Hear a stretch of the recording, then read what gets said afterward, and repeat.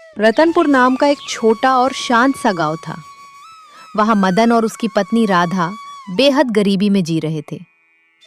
घर चलाने के लिए दोनों चौराहे पर छोले पूरी का एक ठेला लगाते थे। मदन के हाथों में गजब का हुनर था। चटपटे, तीखे और गरम मसालों से महकते छोले, ऊपर से कटी हुई प्याज, हरी मिर्च और धनिए का स्वाद, और साथ में फूली फूली खस्ता पूरियां, जो एक बार खाता दीवाना हो जाता। पर अजीब बात थी कि इतनी बेहतरीन पूरी होने के बाद भी उनके ठेले पर सन्नाटा पसरा रहता था। वहीं दूसरी तरफ इसी गांव में विक्रम नाम का एक और दुकानदार था, जो छोले पूरी ही बेचता था। लेकिन उसके ठेले पर सुबह से शाम तक पैर रखने की जगह नहीं मिलती थी। एक सुबह विक्रम की दुकान पर खड़े दो ग्राहक आपस में कानाफूसी कर रहे थे। भाई, स्वाद के मामले में विक्रम की पूरी मदन के आगे कहीं नहीं टिकती। असली जायका तो मदन के छोलों में है, लेकिन जाने क्या बात है कि सुबह होते ही कदम अपने आप विक्रम के ठेले की तरफ मुड़ जाते हैं। बिल्कुल सच कहा तुमने भाई। पहले तो हम रोज मदन के यहाँ ही नाश्ता करते थे। उसके छोलों का वो तीखापन और खुशबू दिन बना देती थी। पर अब ना जाने क्यों वहां जाने का मन ही नहीं करता। मदन अपने सूने ठेले के पीछे खामोश खड़ा उनकी एक एक बात सुन रहा था। उसका दिल बैठ गया। आखिर ऐसा क्यों हो रहा है? पहले तो मेरी दुकान पर भी लोगों का मेला लगा रहता था। अब सब अचानक विक्रम के यहाँ क्यों भाग रहे हैं? क्या उसने कोई टोना टोटका या जादू कर दिया है? उस रात विक्रम ने बाकी दिनों के मुकाबले बहुत जल्दी अपनी दुकान बढ़ा दी। उसके सारे छोले पूरी बिक चुके थे। जैसे ही वो घर लौटा, उसकी पत्नी कमला दरवाजे पर ही उसका इंतजार कर रही थी। सुनिए जी, आपको याद तो है ना कि आज अमावस्या की काली रात है? हाँ, मुझे अच्छे से याद है। जो काम मैंने कहा था, तुमने उसकी तैयारी पूरी कर ली ना? जी हाँ, पूरे 13 किलो चिकन पकाकर रख दिया है। पर एक बात बताइए ना, हर बार ये 13 किलो का ही क्या गणित है? कभी 10 या 20 किलो क्यों नहीं पकाते? अरे भाग्यवान, धीरे बोल। तुझे पता नहीं है, मैंने उस अदृश्य शक्ति को 13 तारीख को ही उसकी गहरी नींद से जगाया था। इसीलिए उसे हर अमावस्या की रात ठीक 13 किलो चिकन ही चाहिए होता है। अगर एक टुकड़ा भी कम हुआ ना, तो वो हम दोनों को ही जिंदा चबा जाएगा। ये सुनते ही कमला के रोंगटे खड़े हो गए और वो बुरी तरह डर गई। हे भगवान, आपने अपने फायदे के लिए इतनी खौफनाक बला को जगाया ही क्यों? पगली, अगर वो नहीं होता तो आज हमारे पास ये दौलत नहीं होती। उसी के साये की वजह से हमारी छोले पूरी धड़ाधड़ बिकती है, वरना हम भी उस मदन की तरह दिन भर खाली बैठे मक्खियां मार रहे होते। आज जो हमारे इतने अच्छे दिन आए हैं ना, सब उसी की बदौलत हैं। उसका शुक्रिया अदा कर। दोनों कुछ देर के लिए बिल्कुल खामोश हो गए। बाहर की हवा में एक अजीब सी खौफनाक सिहरन महसूस हो रही थी। चलो, अब बहुत रात हो गई है, तुम सो जाओ। मैं जरा जंगल जाकर उसे उसका भोजन खिलाकर आता हूँ। आखिर वो खौफनाक साया कौन था जो हर अमावस्या को 13 किलो चिकन की मांग करता था? अगली सुबह सूरज की पहली किरण गांव की पगडंडियों पर बिखर चुकी थी। विक्रम बड़े उत्साह से अपने ठेले को चमकाने में लगा था। कढ़ाई में तेल खौल रहा था और फूली फूली पूरियों की खुशबू पूरे चौराहे पर फैलने लगी थी। विक्रम के चेहरे पर गजब का आत्मविश्वास था। उसे मालूम था कि आज फिर भारी भीड़ जुटने वाली है। दूसरी तरफ मदन अपने ठेले पर बेहद मायूस बैठा था। बर्तन सजे हुए थे, गर्मा गर्म छोले तैयार थे, लेकिन कोई एक ग्राहक भी उधर नहीं आ रहा था। एक दौर था जब लोग मेरी दुकान पर भी लाइन लगाते थे। अब तो ऐसा लगता है जैसे गांव वालों को मेरा चेहरा देखना भी गंवारा नहीं। तभी उस गांव में शहर से आया एक नया शादीशुदा जोड़ा दाखिल हुआ, अमित और अंजलि। उन्होंने चौराहे पर खड़े एक गांव वाले को रोका। भाई साहब नमस्कार, हम इस गांव में बिल्कुल नए आए हैं। यहाँ सुबह का अच्छा नाश्ता कहाँ मिलेगा? अरे बाबूजी, अगर सबसे लाजवाब नाश्ता करना है तो सीधे विक्रम के ठेले पर चले जाइए, बस यहीं पास में ही है। अमित और अंजलि ने मुस्कुराते हुए उसका शुक्रिया अदा किया और आगे बढ़ गए।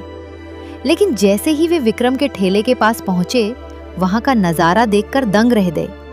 वहां पैर रखने तक की जगह नहीं थी और लोगों की भारी भीड़ लगी हुई थी। अरे जी, यहाँ तो बहुत ज्यादा भीड़ है। एक नाश्ते के लिए हम भला कितना इंतजार करेंगे? सही कह रही हो अंजलि, चलो कहीं और देख लेते हैं जहाँ थोड़ी शांति हो।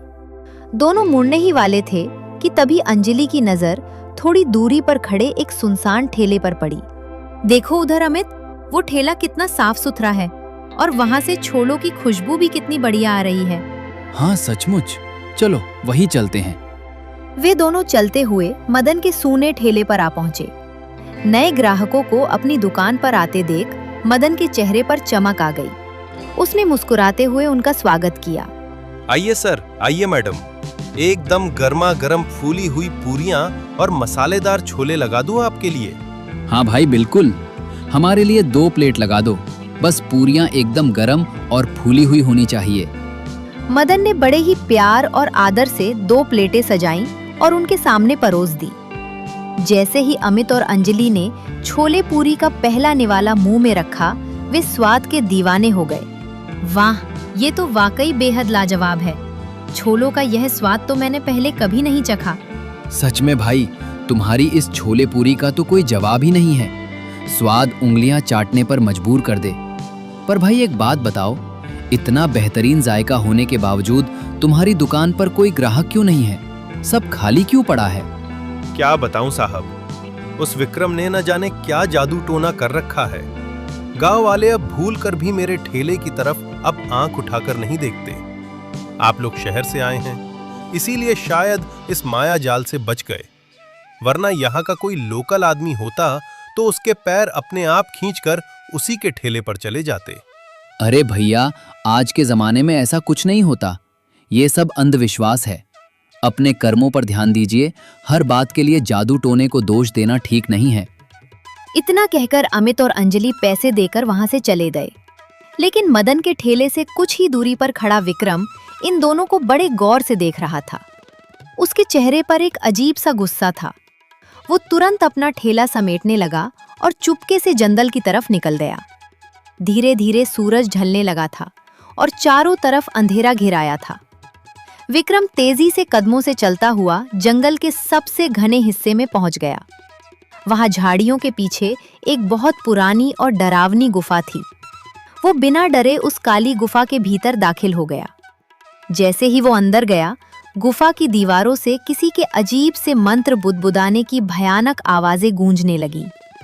वहां की हवा भारी हो गई, मानो कोई अदृश्य साया विक्रम के इर्द गिर्द मंडरा रहा हो।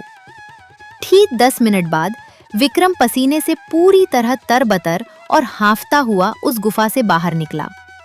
उसके चेहरे पर एक शैतानी मुस्कान थी। अगली सुबह जब सूरज की किरणें फिर से धरती पर पड़ीं, तो शहर से आए वो दोनों मेहमान अमित और अंजलि दोबारा नाश्ते की तलाश में बाहर निकले। अचानक अंजलि के कदम रास्ते में ही ठिठक गए।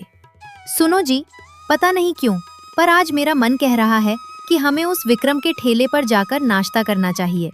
अरे अंजलि, सच कहूं तो मेरा भी यही मन कर रहा है।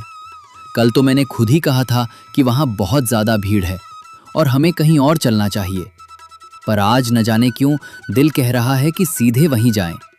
दोनों एक दूसरे की बात पर अजीब ढंग से हंसते हुए सीधे विक्रम के ठेले की तरफ चल पड़े। मदन अपने सूने ठेले पर बैठा दूर से ये सब देख रहा था। जैसे ही उसने अमित और अंजलि को विक्रम की दुकान पर जाते देखा, डर के मारे उसका चेहरा सफेद पड़ गया। हे भगवान, तो क्या अब शहर से आए इन पढ़े लिखे बाबू लोगों पर भी उस विक्रम का काला जादू चल गया? उधर विक्रम के ठेले पर पेट भरकर नाश्ता करने के बाद जब अमित और अंजलि वापस अपने होटल की तरफ लौट रहे थे, तो रास्ते में उन्हें गांव के मुखिया जी मिल गए। अरे कैसे हैं शहर वाले बाबू? कैसा लगा हमारा रतनपुर गांव और यहाँ का रहन सहन? गांव तो बहुत ही प्यारा और शांत है मुखिया जी, बस यहाँ की एक बात हमें बहुत अजीब लगी। अच्छा, ऐसी कौन सी बात देख ली आपने हमारे गांव में? बात यह है मुखिया जी कि कल हम मदन के ठेले पर गए थे, जहां का स्वाद वाकई लाजवाब था। पर आज सुबह न जाने क्यों हमारे पैर खुद ब खुद विक्रम के ठेले की ओर खींचे चले गए। चाहकर भी हम खुद को रोक नहीं पाए। कुछ तो अजीब है उस दुकान में। अरे नहीं बाबूजी, इसमें कुछ भी अजीब नहीं है। हमारे विक्रम की छोले पूरी का जायका ही ऐसा है कि लोग खुशबू सूंघकर खींचे चले आते हैं। मुखिया जी तो कहकर चले गए, पर अमित और अंजलि जब आगे बढ़े तो दोनों के मन में एक ही सवाल लगातार गूंज रहा था। क्या सचमुच कोई स्वाद इंसानी कदमों को इस तरह खींच सकता है, या फिर इसके पीछे विक्रम का कोई गहरा और रहस्यमयी राज छिपा है? शाम का समय हो चुका था। मदन अपने घर में चूल्हे के पास बेहद मायूस बैठा था। उसकी पत्नी राधा भी परेशान थी। तभी अचानक उनके दरवाजे पर किसी ने दस्तक दी। मदन ने उठकर जैसे ही दरवाजा खोला, सामने अमित और अंजलि खड़े थे। अरे सर, मैडम, आप दोनों इस वक्त यहाँ मेरे गरीब के घर? मदन जी, कल जो आपने जादू टोने की बात कही थी, अब हमें लगता है कि वो सब 100% सच है। देखा, मैंने तो आपसे कल ही कहा था कि वह विक्रम कोई साधारण इंसान नहीं है, पर आप लोगों को मेरी बात पर यकीन ही नहीं हुआ। अब हमें पूरा यकीन हो गया है मदन जी। आज शाम को जो हमने अपनी आंखों से देखा है, उसके बाद शक की कोई गुंजाइश नहीं बची है। ऐसा क्या देख लिया आपने साहब? हमने अभी कुछ देर पहले विक्रम को चुपके से जंगल की तरफ जाते देखा। उसके हाथ में एक बड़ा सा थैला था, जिसमें से मांस की गंध आ रही था। शायद उसका वही खौफनाक राज उस जंगल में छिपा है। तो फिर देर किस बात की? चलो आज रात ही उस ढोंगी के काले जादू का पर्दाफाश कर देते। सच जानने की जिद में तीनों उसी वक्त घने जंगल की ओर निकल पड़े। रात का सन्नाटा था, ठंडी हवाएं चल रही थीं, पेड़ हवा में झूम रहे थे और चारों तरफ एक खौफनाक खामोशी पसरी हुई थी। तभी अंजलि अचानक रुक गई। सुनिए, ये हवा में कैसी अजीब सी गंध आ रही है, जैसे चिकन पकने की महक हो। लगता है विक्रम यहीं कहीं आसपास है।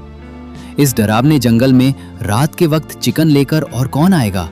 कुछ दूर और आगे बढ़ते ही उन्हें झाड़ियों के पीछे वही पुरानी अंधेरी गुफा दिखाई दी। गुफा के भीतर से किसी के भारी आवाज में बड़बड़ाने की डरावनी ध्वनि आ रही थी, जैसे कोई तंत्र मंत्र पढ़ रहा हो। सुनो अमित जी, ये भयानक आवाज तो विक्रम की ही लग रही है। मुझे बहुत डर लग रहा है। चलो वापस गांव चलते हैं। नहीं मदन जी, अब इतनी दूर आने के बाद हम पीछे नहीं हटेंगे। चलिए, सच देखकर ही जाएंगे। अमित ने हिम्मत दिखाई और तीनों दबे पांव धीरे धीरे उस काली गुफा के गहरे अंधेरे के अंदर चले गए। पर अफसोस, उस खौफनाक रात के बाद मदन, अमित और अंजलि को पूरे रतनपुर गांव में फिर कभी किसी ने नहीं देखा। लोग कहते हैं कि वे तीनों उस गुफा के भीतर सोई हुई उस भयानक अतृप्त आत्मा के शिकार हो गए और हमेशा के लिए वहीं कैद हो गए। विक्रम का वो खौफनाक राज हमेशा हमेशा के लिए एक राज ही बनकर रह गया। अगली सुबह सूरज हमेशा की तरह उगा। विक्रम ने चौराहे पर अपना ठेला लगाया, मुस्कुराते हुए कढ़ाई में पूरियां तलने लगा और भूखे ग्राहकों की भीड़ फिर से उसके ठेले पर जुटने लगी। और इसी तरह खत्म हो गई कहानी एक लालची छोले पूरी वाले की, जिसने अपनी लालच के लिए इंसानी जिंदगियों का सौदा कर दिया।